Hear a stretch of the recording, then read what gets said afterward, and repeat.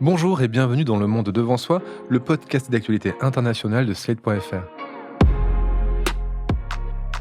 Je suis Christophe Caron et je suis en compagnie de Jean-Marie Colombani, directeur de la publication de Slate. Bonjour Jean-Marie. Bonjour Christophe. Et d'Alain Frachon, éditorialiste au Monde et spécialiste des questions internationales. Salut Alain.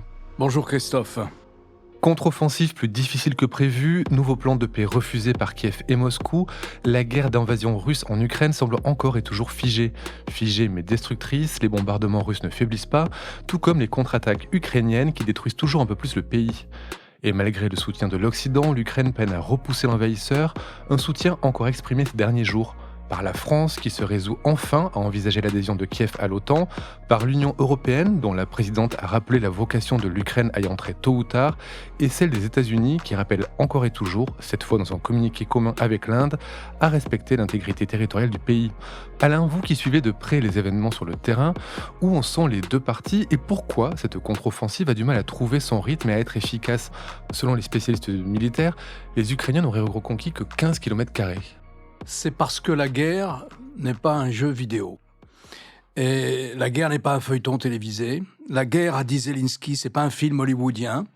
Les médias ont laissé entendre qu'il y aurait une sorte de jour du débarquement où la Russie serait ça et là débordée, ses lignes de fortification enfoncées.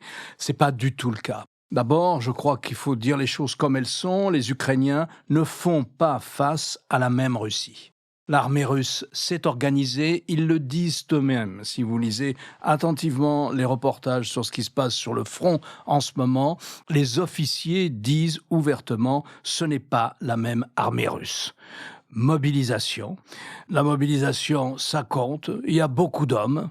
Et sur 1000 kilomètres, les Russes ont fait une fortification, un mur de défense comme on n'en avait pas connu depuis la Deuxième Guerre mondiale.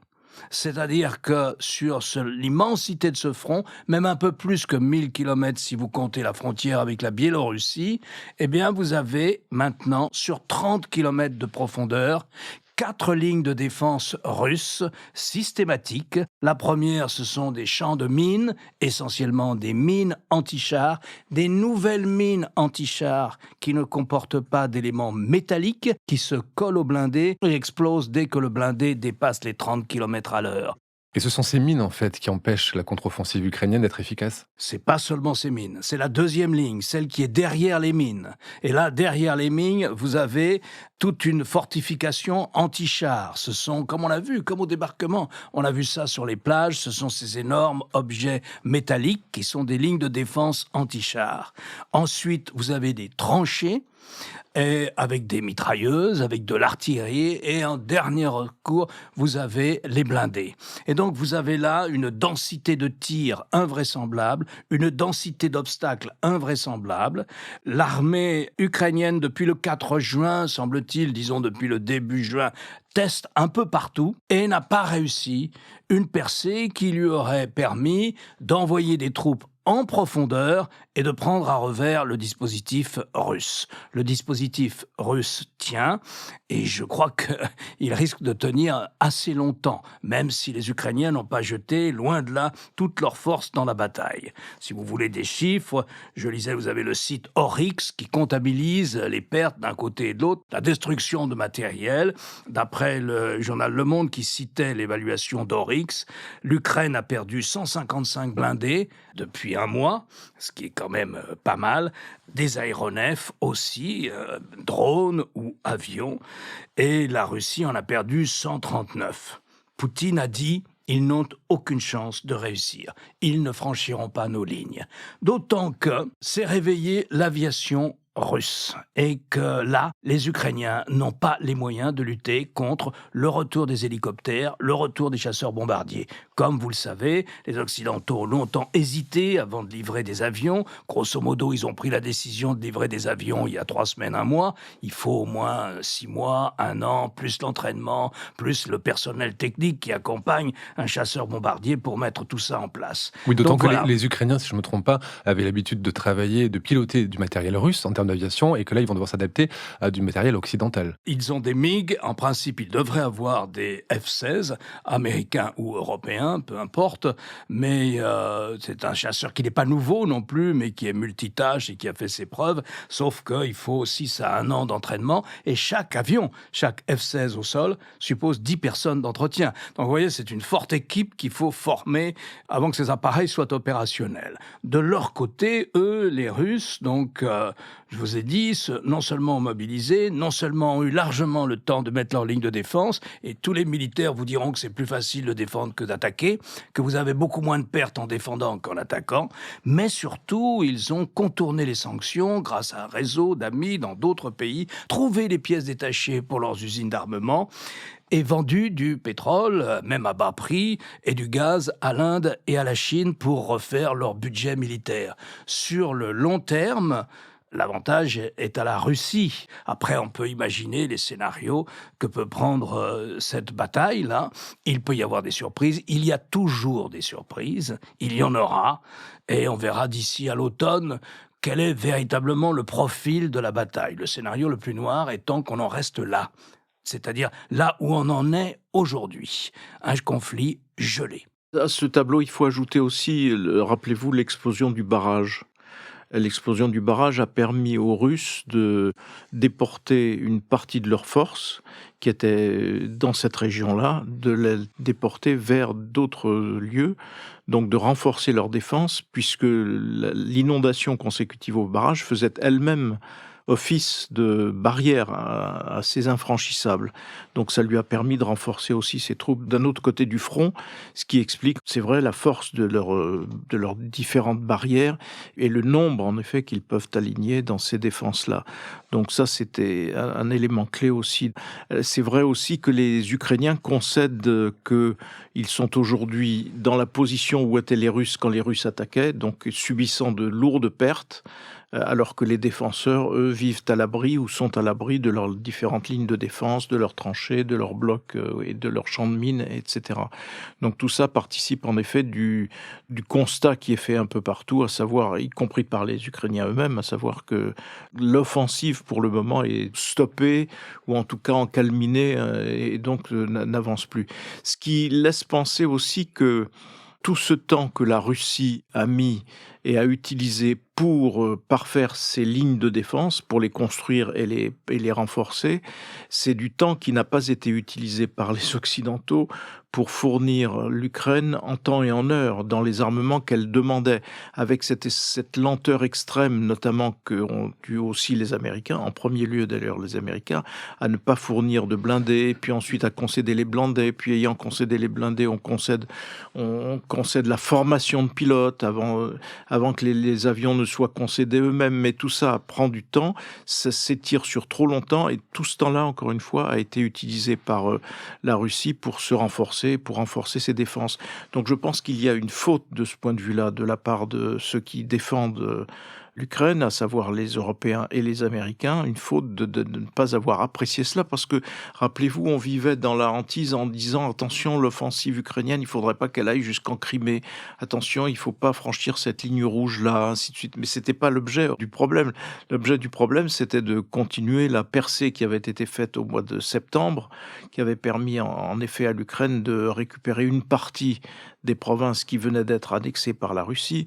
Et donc, c'est là qu'il aurait fallu au contraire appuyer plus lourdement, de façon à ce que la percée ukrainienne puisse se poursuivre et puisse s'amplifier, ce qui n'a pas été le cas, parce qu'il y a toujours cette réticence, au fond, alors que Emmanuel Macron avait traduit par sa formule extrêmement malheureuse, il ne faut pas humilier la Russie, mais les autres aussi pensaient il ne faut pas aller trop loin non plus vis-à-vis de la Russie, parce que il ne faut pas qu'on se trouve en situation de quasi-belligérance avec la Russie, ainsi de suite. Et donc tout ça fait que la Russie a utilisé tout ce temps-là pour se renforcer et se protéger, et mieux se protéger qu'elle n'était jusqu'à présent. Et c'est un temps perdu qu'on ne peut pas rattraper du côté occidental. occidental. C'est un temps perdu et difficile à rattraper aujourd'hui, parce que pour refranchir ces lignes, ça va être assez compliqué. Et rappelez-vous aussi l'impact négatif qui a été celui des incursions de milices russes hostiles à Vladimir Poutine sur le territoire russe. Les Américains ont fait connaître aussitôt leur mécontentement, leur irritation. L'Ukraine, c'est quand ils se défendent, mais avec quand même pas des mains derrière le dos, mais tout de même avec des freins suffisamment solides, en tout cas, que les Russes peuvent exploiter et qu'ils sont en train d'exploiter. Donc c'est ça qui peut nourrir l'inquiétude que l'on peut avoir sur le futur immédiat. Alain, vous avez dit que si la situation restait celle qu'elle est actuellement, c'était la situation la pire pour l'Ukraine. Pourquoi? Ça ne veut pas dire que c'est une bonne situation pour la Russie non plus, parce que si on regarde les buts de guerre de la Russie, ils n'ont pas été atteints et ils ne le seront pas. Ils ont perdu l'essentiel de la bataille qu'ils entendaient mener. Donc maintenant, qu'est-ce qu'ils veulent les Russes? Ils veulent consolider les positions qu'ils ont saisies dans le Donbass. En tout, si vous comptez ce qu'ils contrôlent dans le Donbass, c'est-à-dire dans cette espèce de croissant oriental qui borde la frontière orientale de l'Ukraine, et si vous y ajoutez la Crimée, les Russes ont pris, par la guerre, ont pris 18% du territoire ukrainien. Bon, ils voulaient plus. Ils voulaient descendre encore plus, faire eux aussi une sorte de jonction avec la bordure de la Crimée. Alors, ils ont déjà pris pour le moment les contours de la mer d'Azov, mais ils voulaient plus, ils voulaient sans doute Odessa et être aussi en mer Noire à Odessa. Tout ça, ils ont raté tout ça et il y a peu de chances qu'ils le réussissent.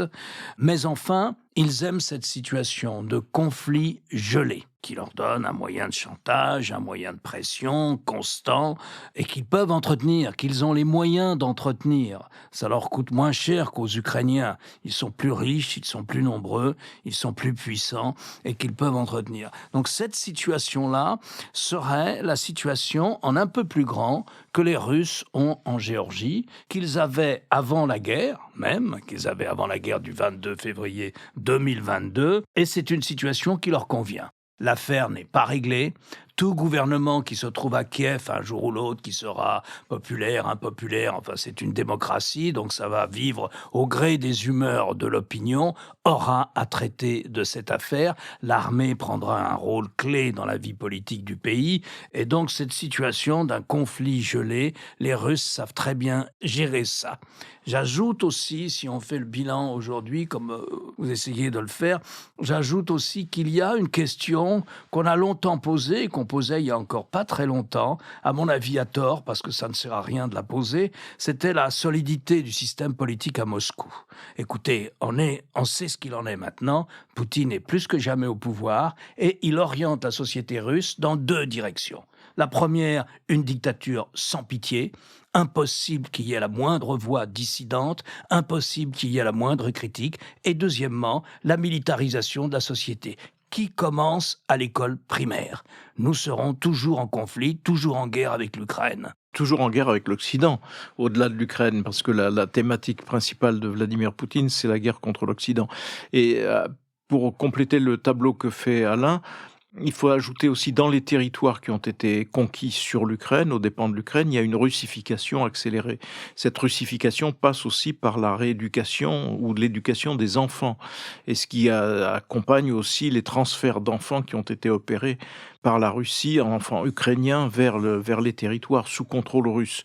Et là, il y a une politique aussi implacable de russification qui est engagé et qui se poursuivra. Le seul petit élément d'espoir, si j'ose dire, il réside dans l'écoute et l'analyse que l'on peut faire des déclarations de Prigojine, le patron de Wagner, qui lui continue dans son registre critique à la fois de la façon dont la guerre est conduite, mais ça c'est son hostilité vis-à-vis du ministre de la Défense Shoigu, mais aussi dans une critique de Poutine, et qui peut laisser penser qu'il y a quand même des évolutions en Russie, dans les groupes dirigeants qui ne sont peut-être pas aussi favorables à Poutine que Poutine ne peut le penser, même si les récentes prestations de Poutine, notamment au Forum de Saint-Pétersbourg, qui est une sorte de Davos russe, où il a donc réuni des hommes d'affaires qui venaient de pays qui soutiennent la Russie, d'ailleurs pour l'essentiel, où il s'est montré assez confiant, assez sûr de lui,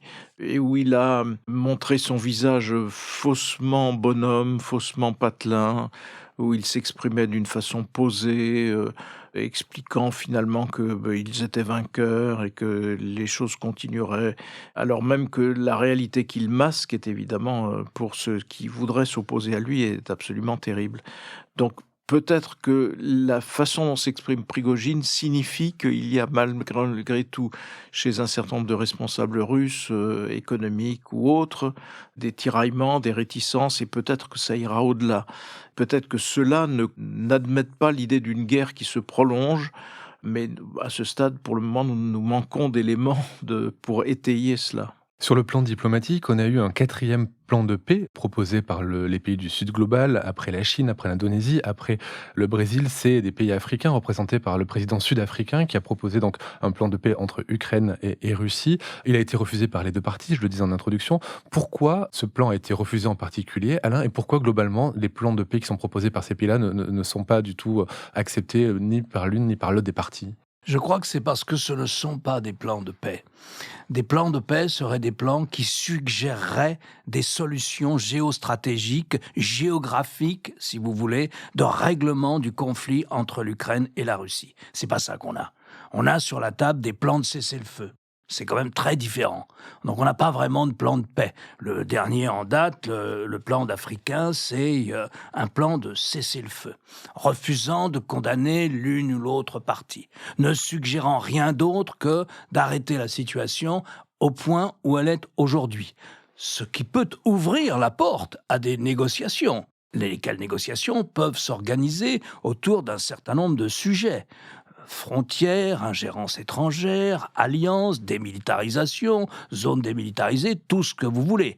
Mais pour le moment, ce sont des propositions de cessez-le-feu, lesquelles peuvent éventuellement, ça dépend des belligérants, naturellement, et de leur seule volonté, lesquelles peuvent éventuellement déboucher ensuite, dans un deuxième temps, sur une négociation. Donc on ne peut pas dire que, pas plus le plan chinois d'il y a 4 ou 5 mois, que le plan africain, qui est un plan de cessez-le-feu, lui, de statu quo. Et puis après, vous parlez, vous vous débrouillez. Donc ça ne mène pas très loin. Il y en a eu un aussi par l'Indonésie, je crois. La plupart de ces plans sont intéressants parce qu'ils révèlent la relative confortable situation diplomatique de la Russie. Parce que vous preniez le plan indonésien, le plan chinois, ou les propositions africaines, disons, les propositions qui ont été formulées et que vous évoquez. Au fond, au lieu de poser la question comme elle s'est posée, un pays voisin très puissant en attaque un autre. La Russie attaque l'Ukraine, qui ne menaçait pas la Russie. Au lieu de prendre cette situation-là, ils disent non. Au fond, l'Occident est contre la Russie. On renverse la proposition. Et ça, c'est toute l'habileté de la diplomatie russe et son activisme aussi dans toutes les instances des Nations Unies, en Afrique, en Asie. Qu'est-ce qui se passe ? Nous sommes attaqués par l'Occident. Et ça marche. Ça marche. Ça rentre dans les têtes, ça marche. Nous sommes attaqués par l'Occident, par l'OTAN. Et la deuxième proposition russe, contre, si vous voulez, propagande russe, c'est de dire l'Occident veut démanteler la Russie. Et ça marche. Au lieu de prendre les choses comme elles sont, un grand pays en attaque un plus petit et s'empare d'une partie du territoire de ce petit, faute d'avoir pu prendre les commandes dans la capitale et renverser le gouvernement pour en mettre un autre. C'est ça qui s'est passé. Non, c'est un autre discours qui s'est imposé ailleurs en Europe. Oui, mais ça, c'est la marque aussi de la permanence de l'anti-américanisme et de l'anti-occidentalisme, qui fait qu'un certain nombre de pays qui avaient des liens organiques avec l'Union soviétique, dont certains pays étaient tenus à bout de bras d'ailleurs par l'Union soviétique, ont perpétué ce lien avec la Russie de Vladimir Poutine. Et Poutine a su faire perdurer ces liens. Il y a aussi les extensions territoriales de cette influence russe à travers, alors pour le coup, la milice Wagner, notamment en Afrique subsaharienne. Mais je pense que c'est ça que ça révèle surtout.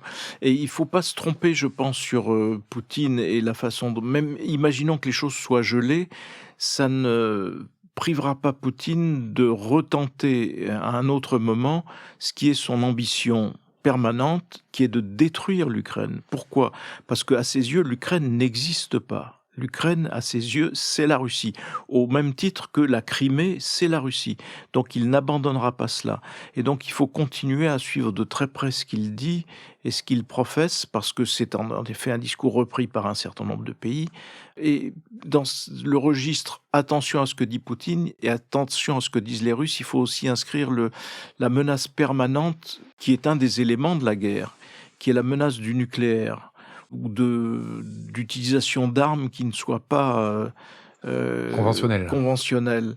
Parce que, en règle générale, ils accusent l'Ukraine par exemple, le barrage. Le barrage, aussitôt, les Russes accusent l'Ukraine, ou mettaient en garde contre l'éventualité d'une destruction de barrages par l'Ukraine. Sauf que c'est eux qui le font. Donc là, la façon qu'ils ont de renvoyer à la Biélorussie l'utilisation éventuelle d'armes tactiques, nucléaires tactiques, est à prendre, à mon avis, plus au sérieux qu'on ne le fait. Parce qu'ils peuvent tout à fait prendre faux prétexte, de ce qui serait un franchissement de, entre guillemets, ligne rouge de la part de l'Ukraine pour utiliser en retour ce type d'armement. Récemment, il y a eu de nouveaux slogans qui ont été lancés sur le fait que l'Ukraine préparerait des attaques qui soient proches de la guerre un petit peu bactériologique, c'est-à-dire à travers une invasion de moustiques porteurs de je ne sais quel germe. Mais ça peut vouloir dire que la Russie peut, à un moment ou à un autre, utiliser non pas des moustiques, mais des armes bactériologiques. Après tout, quand ils empoisonnent leurs opposants, ils utilisent bien ce type d'armes.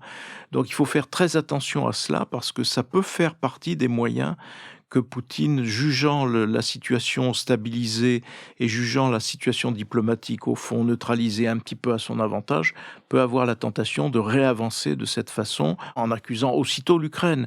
Alors c'est très machiavélique tout ça, mais il est machiavélique depuis le début. Et il l'est d'autant plus qu'on ne faisait pas attention à cela et on ne croyait pas qu'il puisse faire ceci ou cela. Il faut prendre tout ça très au sérieux et probablement aussi au pied de la lettre, bien davantage que ne le font nos experts qui considèrent qu'ils ne franchiraient pas cette ligne. Après tout, ils ont l'expérience de leur ami et protégé Hafez el-Assad, à qui on avait dit « vous ne franchissez pas la ligne rouge que constitue l'utilisation d'armes chimiques contre votre propre population ». Bachar el-Assad, pardon, je confonds avec son père, mais c'est Bachar el-Assad en effet, et il le fait, et la ligne rouge est franchie, et il ne se passe rien. On est dans ce contexte-là, il ne faut pas l'oublier quand même, on n'est pas dans un jeu, encore une fois, on n'est pas dans un film hollywoodien, comme le dit très bien Zelensky. Pour terminer, un autre point de vue diplomatique. Alors, il y a eu cette déclaration d'Ursula von der Leyen qui a expliqué dans son entretien au Monde qu'il était impossible que l'Ukraine ne soit pas membre de l'Union européenne, donc à long terme. Mais il y en a une plus surprenante, c'est ce Conseil de défense qui a eu lieu en France, à l'issue duquel on a appris que la France se positionnait pour l'entrée de Kiev dans l'OTAN, jusqu'après avoir longtemps hésité. Pourquoi ce revirement et quelles conséquences ça peut avoir, Alain ? Alors, je ne sais pas si le Conseil de défense s'est traduit par un communiqué officiel. Ce que je sais, c'est qu'on a laissé entendre à la presse, à Paris, que la France pourrait envisager, lors d'un sommet de l'OTAN à venir, ça ne sera pas celui de Vilnius, parce que la question ne sera pas posée à Vilnius, mais lors d'un sommet à venir, donc dans l'avenir, la France pourrait envisager de considérer une adhésion de l'Ukraine à l'OTAN. Alors je crois qu'il faut faire un tout petit point d'histoire, mais juste 2 paragraphes d'histoire. Il y a eu un sommet de l'OTAN en 2008, à la fin de la présidence de Bush fils, et l'ensemble une trentaine, ils étaient 27 à l'époque, je pense, ou 26 membres de l'OTAN, à l'exception de la France et de l'Allemagne, c'était le président Sarkozy et Madame Merkel, eh bien, à l'exception de ces deux-là, de la France et de l'Allemagne, la majorité, l'écrasante majorité, était partisan d'une adhésion assez rapide de l'Ukraine à l'OTAN. Comme il y avait cette opposition française et allemande et que les décisions se prennent à l'unanimité, donc tout le monde a d'une certaine manière un droit de veto, on n'a pas pu retenir cette formule.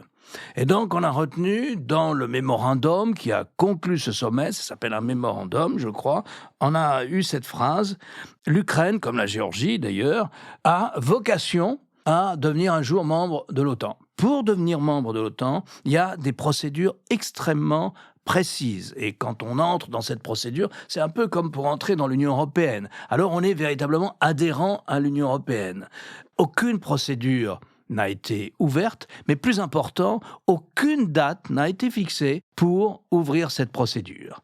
Pendant les 2 mandats du président Obama, plus les 4 du président Trump, jamais les États-Unis n'ont posé le dossier sur la table. Ils considèrent que c'était très bien comme ça, que l'affaire est gelée et que c'était une bêtise de ne pas avoir tranché. Soit on disait aux Ukrainiens « vous entrez dans l'OTAN », ce qui était évidemment déplaisant pour les Russes, mais enfin, cela aurait peut-être eu pour conséquence d'éviter la guerre dans laquelle nous sommes, soit on disait non, vous n'avez pas vocation à entrer dans l'OTAN. Voilà, on ne choisissait pas, c'était pas forcément la bonne méthode, du moins c'est ce que disent les stratèges aujourd'hui. Alors, la France, le discours français, il faudrait le voir, il n'est pas précis sur ce point-là, il ne parle pas non plus de fixer une date, il se situe dans l'après-guerre. Il se situe dans l'après-guerre, puisque faire entrer l'Ukraine pendant la guerre ou pendant le conflit, même pendant que le conflit est gelé avec la Russie, ça veut dire qu'en cas d'attaque de la Russie, si la Russie poursuit sa guerre, comme le dit Jean-Marie, à ce moment-là, l'article 5 de solidarité collective fait que c'est l'ensemble de l'OTAN qui est agressé et qui doit répondre. Donc on est dans une situation encore plus difficile que celle d'aujourd'hui dans cette hypothèse.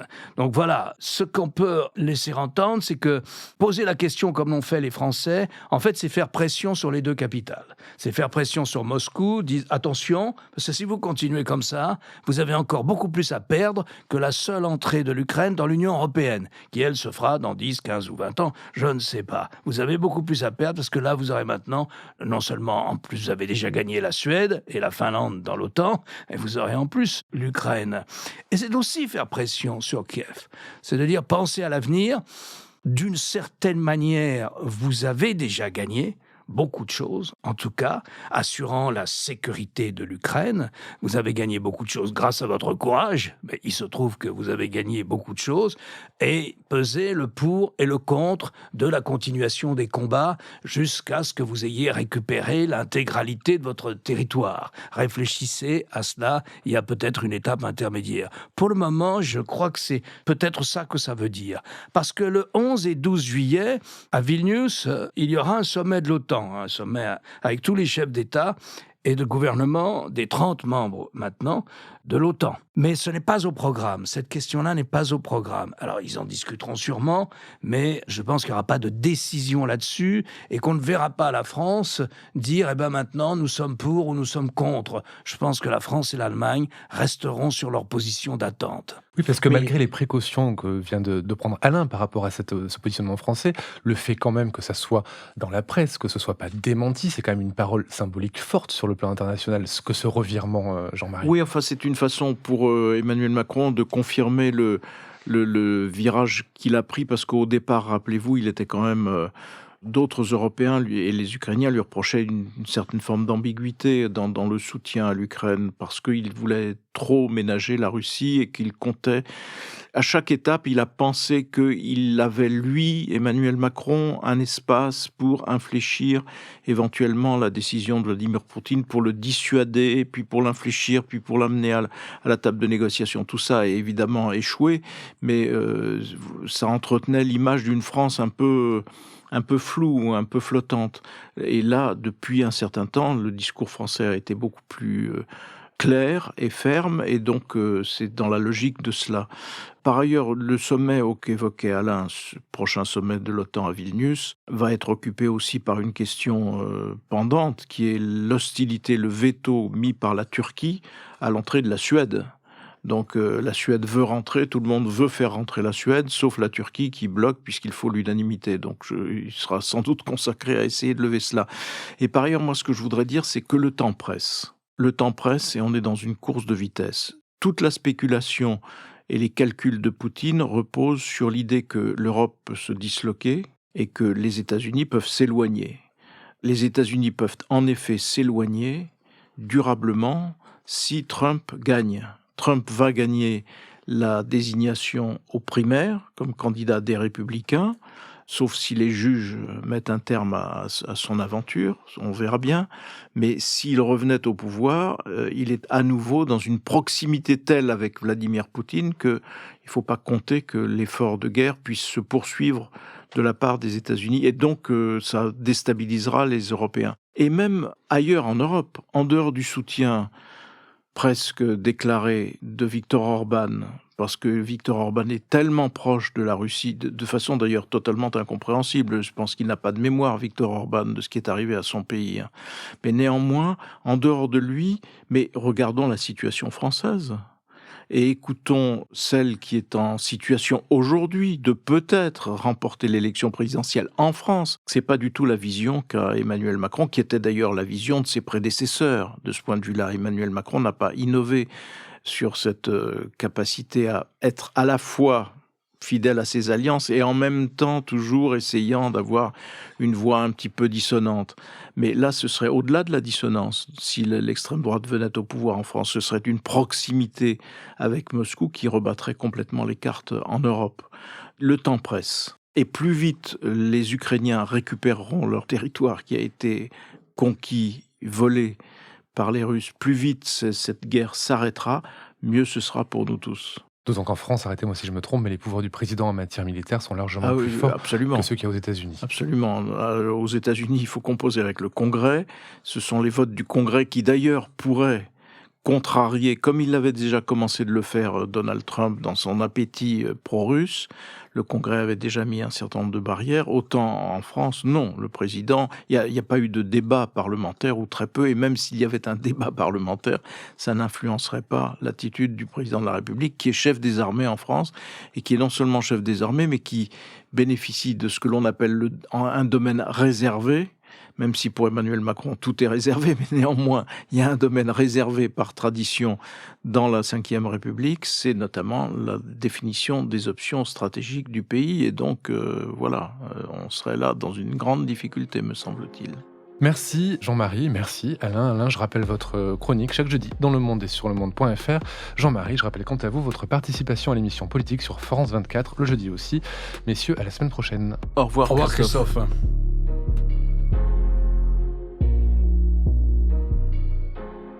Retrouvez Le Monde devant soi chaque vendredi sur slate.fr, votre plateforme de podcast préférée.